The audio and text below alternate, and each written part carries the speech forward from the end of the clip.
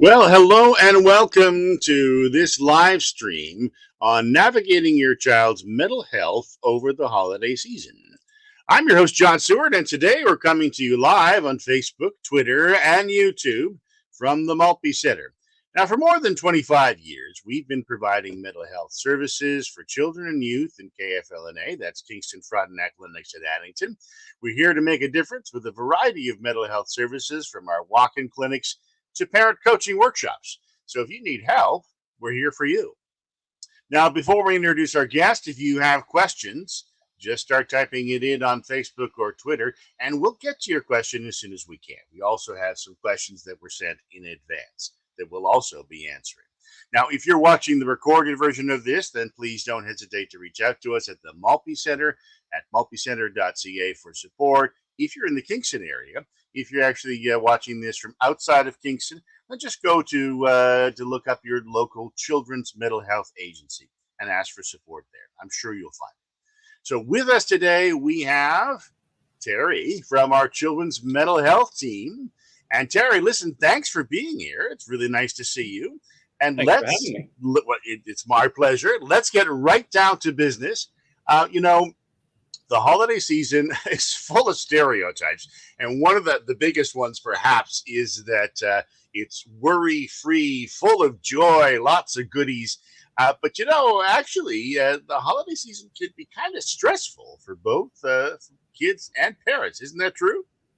Oh, absolutely. Like it, it has a lot of expectations on the kids' behalf, on the parents' behalf, and often your greater family's behalf and outside sources. And so it gives you an opportunity really to potentially focus on mental health, becoming aware of the struggles and the strains that the year has brought. We have lots of challenges with school and the pandemic, and you have this holiday season coming. My hope would be that it wouldn't add to the struggle and strain of life. It should be able to be a relief from it. So allowing us to become more aware of taking space and time to put an emphasis on mental health and self-care for children, it becomes really important to recognize that this opportunity of no school, of perhaps time off work, being able to connect and get to know your kids again becomes really important. But focusing on if they've had trouble during the year, to allowing yourself to get to know your child's struggles a little bit better, to be able to take care of those things, to recharge before we start all again in January. Now, so parents, they're looking ahead for when the kids are going to be home from school for the holiday season. If when it comes to mental health, what's the first thing they should do to prepare? Well, I always think that sort of the biggest struggle for families and mental health issues that comes into the agency is anxiety. I'm going to say 70 to 80% of the kids that I see are struggling with anxiety. And I always think that the biggest enemy of anxiety is planning. Knowing what comes next becomes super important. When kids are younger, are we there yet? That question gets asked all the time. What are we doing? Where are we going? How are we doing it? And so it becomes really important for them to know what's coming next. So planning is a super important part of letting kids know what's coming next. And so getting those plans set ahead of time, where we're creating an understanding of what comes next for them, if we're going to visit relatives or if we're not, or if we're going to go somewhere or do something, allowing them the space and time to know so it's not a surprise. It's sort of like, hey kids, it's time for bed right now, versus, hey kids, 5 more minutes. It's the same idea over the holidays, because knowing what comes next will ease anxieties down a little bit. And then even when you make those plans, knowing the nuances of what occurs during those plans. Like if you're going over to somebody's house or you're visiting and it's an adult time, making sure kids have things to do, to make sure they're busy so they understand that this is what I can do during this space and time. But if they're going to a place where it's kind of an adult time and they're just supposed to be responsible for their own time, sometimes that's when conflicts and anxieties and problems, behavior start. Okay. Now, what about expectations? We have this kind of image of the holidays that many of us actually don't live. Kids are no exception. How do parents bring a little reality for their kids' mental health to their family this holiday season? Well, I think that expectations should be discussed maybe together, right? Like, what do we expect out of this holiday season? I think that we have to understand that finances might be strained. I understand that because money's tight and time is tight and space is tight, and what we can do and accomplish over holidays, should we pack everything in to try to do it all? And if kids wanted to do a lot of things, should we, be advocating to do everything, or should we have a balance of independent time versus family time to make sure that we're not overemphasizing one thing versus another? And I think the gift giving part of Christmas becomes problematic as well, because sometimes we create kids, and I always think of the Harry Potter movie when Harry Potter's cousin gets, what? 38 gifts last year, I got 39. And I know the Harry Potter fans are going to nail me for that, because I'm sure the numbers were way higher and different. But that expectation of kids, we don't want, the demand for more presents and more gifts and those sorts of things. Like, can we be okay with the quality of time being spent together and those sorts of things be more important than maybe the presents that you have to or think you have to give? Okay. Now, what if parents suspect something is up with their kids when it comes to mental health? What should they do, and how should they talk to their kids about it? I think that that's really important. And I think lots of times parents spend energy putting their conversations into talking at kids rather than with kids. If parents have concerns about their children, being able to ask questions versus say statements becomes super important. We have to try to avoid having conversations where it's one-sided, where a parent is telling their child their concerns and the child is either shrugging their shoulders or not participating in the conversation. When I work with kids, I always know that they're listening when they have to answer a question. And I like simple questions too, to start with, especially, are you doing okay? Can you help me understand what's going on for you? Simple little questions that open doors to conversations that become bigger. Should I be worried? It seems that you're doing this, spending time, whatever the parent might be concerned about. Can you help me not worry so much? Can you help me understand what's going on? Sometimes the best we can do is stick out our hand to say, listen, if you want to be able to talk about it, I'm here. And I want to make sure you know that I am. And if things are going on, I'd like to help you figure that out. Sometimes sticking out your hand is the best we can do for the moment. I always think that sometimes with teenagers, it's, if with older kids, it's screwing off their heads and throwing a pebble in and hoping the ripples hit the sides. Because when we ask a question, they'll start thinking about the answer. And then maybe want to come to us afterwards, because that sort of thoughtful time that they might need, give them the space to allow them to think about the answer they want to give, but doing it in a way that's sort of out of empathy and compassion, not, right? Like, no conversation goes well when it's yelled. And so there's a lovely graph in one of the nerd books I get to read that says, emotion, intelligence. And so when people are emotional, they're not very bright. And so when you're having these no one had a great conversation while it's being yelled.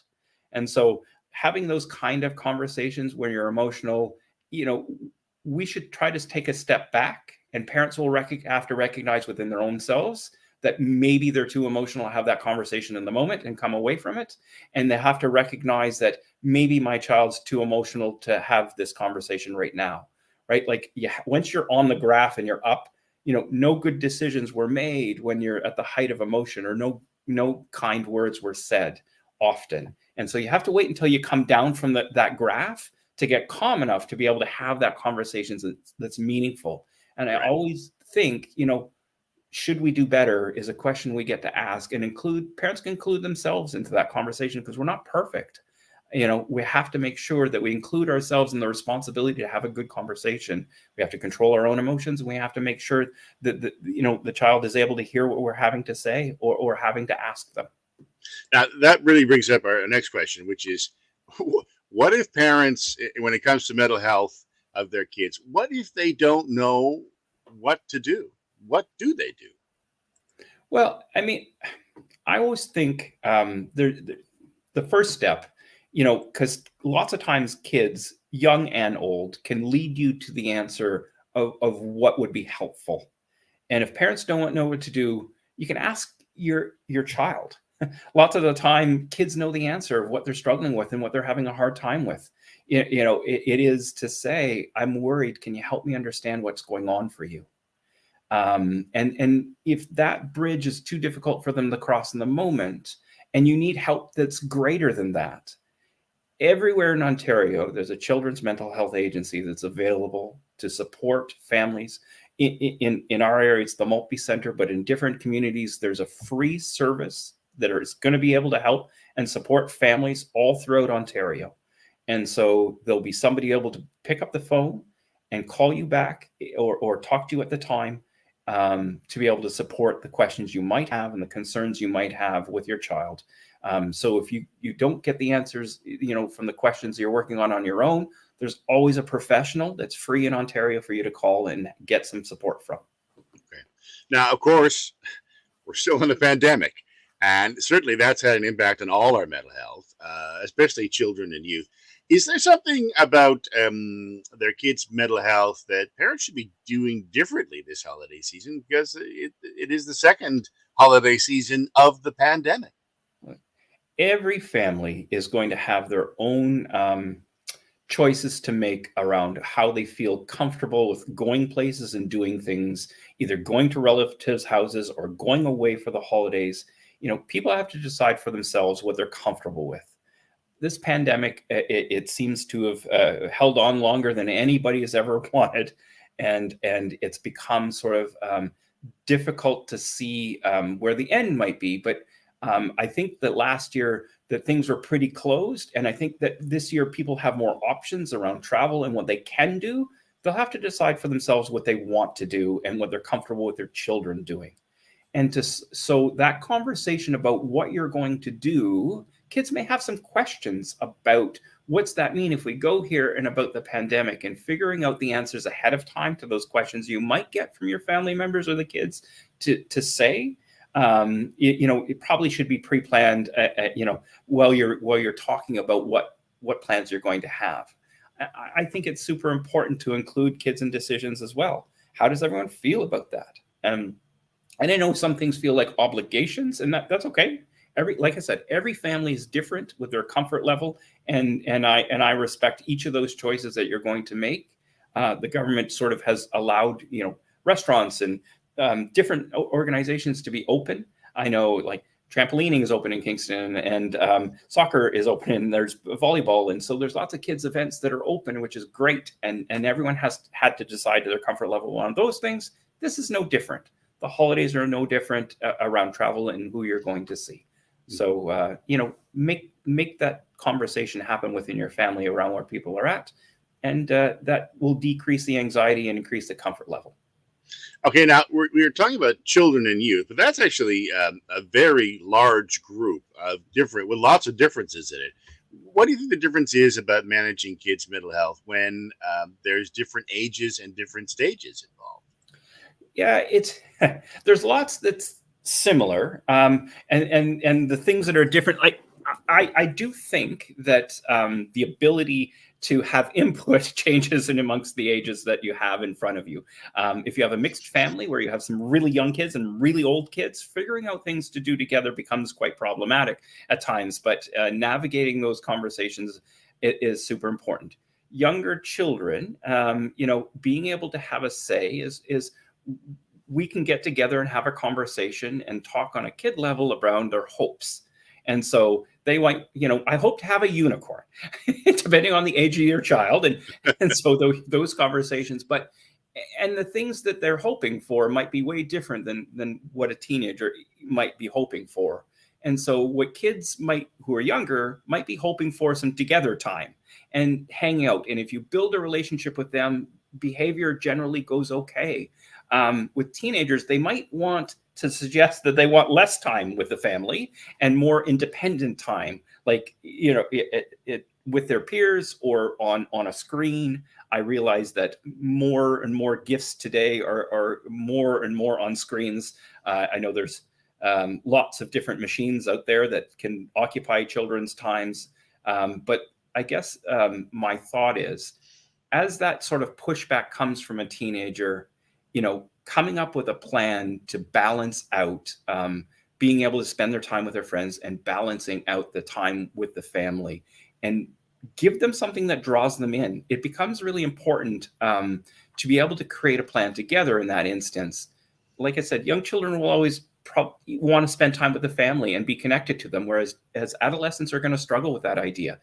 I have a puppy, and if I have a treat in my pocket, it's going to want to come. And not that children are puppies, but but he'll want to come. But if you have something that they want to do, they'll come to it. And so making plans with kids that they have a part in, and they're going to suggest, that they want to do, is that possible for the family to participate in their suggestion? Try to accommodate that, because I think that when they want to spend time with the family, it's really important, because lots of times, like I said, they're in their caves and they want to stay away, and they want to hide away and sleep until noon sometimes. Younger kids can be planned with as well, but it's just different, because I think they have a want to be with the family, and sometimes teenagers aren't as willing. But having something to coax them away from the room and the machines becomes important. Okay, that's good advice. Now, let's wrap up the discussion portion, because you have some questions coming in. What's your last piece of advice for parents? Sometimes their role is so challenging, whether it's a pandemic or not, whether it's the holiday season or not. And often, they feel alone when it comes to supporting their kids with their mental health issues. But there is help available. Isn't that right? Yeah, I think that, as far as the pieces of advice that I'd like to give parents is asking questions rather than making statements, talking with instead of at. Lots of times when we're talking at kids, we're giving information and trying to make plans for them instead of with them. We're doing things to them instead of, with them. And so having their participation and creates a sense of comfort. Like, yes, we agreed to do this and we're going to go tobogganing. Everything has to be balanced out, because if there's no snow, I guess we're not going to toboggan. But, how do we create, where they're hopeful about what they're doing moving forward, and we're reducing anxieties by having these conversations with them well ahead of time, to plan a schedule, to make them feel connected and part of the family and part of the decision-making practice, to ask good questions about their hopes and their worries, and to be able to say, is that something we should be worried about? And so to talk kids through their worries, to see if, how legitimate are those worries, and are they false worries? And if there are false worries, can we ask them questions about, so what could happen, and try to make those worries a little bit smaller for each of the children. I think there's lots of things parents can do, creating a schedule, with each of the children. I always like, when kids can see tangibly what they're doing, it's knowing what comes next. I remember on drives, my daughter would ask the question, are we there yet? And so I would always struggle with the answer to that, because, you want to say, in a bit or a while, in an hour, because time wasn't something she'd tell. But as soon as she could tell time, the numbers on the clock, I could point there and say, oh, we'll be in Toronto when that's an 11 and that's at 2 zeros. And so I had it timed exactly. So, whenever she had that question in her hand, I could point at the radio. But it reduced her anxiety incredibly, because she could just look at the clock and know what was coming next. And so she would know that the time wasn't yet to be where we're supposed to be. And so having that plan, having that schedule becomes super important. Making sure kids are part of the decisions, super important. Okay. Now, we have about 10 minutes left for questions, and we've got a lot of questions. So, listen, it is time for questions. If you haven't already sent us a question, then just start typing it on Facebook or Twitter. We'll get to them as soon as we can, time permitting. If you're watching the recorded version of this, then, and you need more help, just go to the malpecentre.ca for information, or contact your local children's mental health agency. Now, actually, we just got this one from Facebook. It's from Christiana. And she asks, how would you suggest handling kids' mental health when it comes to grieving a parent over the holidays? Terry, what's the answer to that? See, and I think that Grieving a parent, depending on the age of the child, I think that's always super important that we are talking to the level of where your children are at. But over the holidays, it's important to hold on to good memories instead of the sad ones. And so sometimes I suggest to parents to have memories. If children want to hold on to sadness, it's okay to feel sad. It's nice to have a spot where we can feel sad. So sometimes I talk about having a box and kids can place their memories of that person inside the box where we can go and visit and have a look at the memories that are happy. And so, because to me, remembering the person in the happiest moment instead of the loss of the person becomes super important. And so having a place to go look at those memories can also bring, sort of happiness and sadness at the same time, but it's a place to go when I want to think about the person I've lost. So having sort of that memory box, and then Christmases and those sorts of times of years that are things that people remember the most because, we do lots of things together. And so what do we want as part of that memory box, maybe that would help that child connect with that person that they've lost, and go there. You can write a little note. And if you wanted to say something, and how you feel, it's important. Everyone's going to feel differently about what they want in their box. And so it should be very personal. I think the dollar store has great little boxes you can go buy for $1. And then pictures and cards and memories get to go in there. And so kids can look back. And if we want to spend time, it's great. Okay, we're going to do something else now. So let's, we can always go back to the box, but, we're going to go enjoy this together.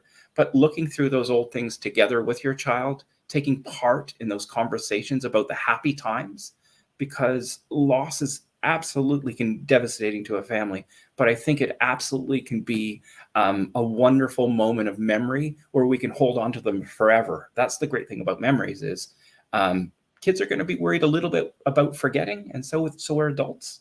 So sometimes having that kind of place to put things is really important because you can go back to it your whole life.